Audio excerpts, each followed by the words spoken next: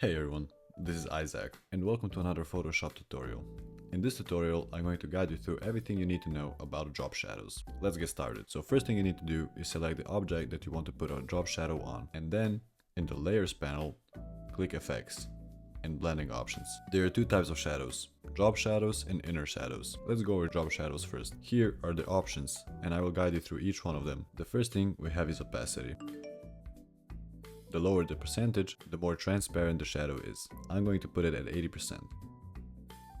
The next thing we have is the angle. Here you can set the angle at which you want the shadow to drop. I'm going to put it at 115 degrees. You can use global light to match the shadow of everything else in the project, but since there is nothing else in this project, I'm going to turn that off. The next thing we have is distance, which is pretty self-explanatory, just the distance of the shadow from the object. I'm going to put it at 90 pixels. The next thing we have is spread, which is again pretty self-explanatory. How much do you want the shadow to spread?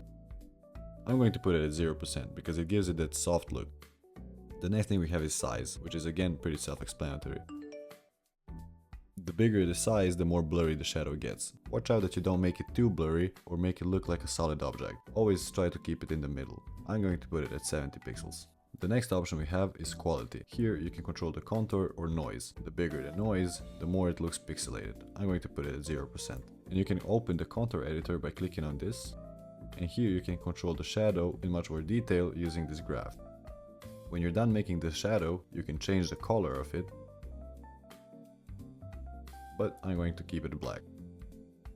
And finally, we have blending modes. Here you can select any blending mode you might want. Let me show you an example. As you can see, I put the blending mode as overlay, and the shadow is only appearing on this object and not on the white space. Now, there's a whole video dedicated just to blending modes. If you want to learn more, feel free to check out that video as well. The next type of shadow is inner shadow. And as the name suggests, it's a shadow inside the object. So the settings are pretty much the same as for the drop shadow. You have opacity, the angle, the distance, choke, which lets you control how intense you want the shadow to look, and size, which controls the size of the shadow. And that's it for this video.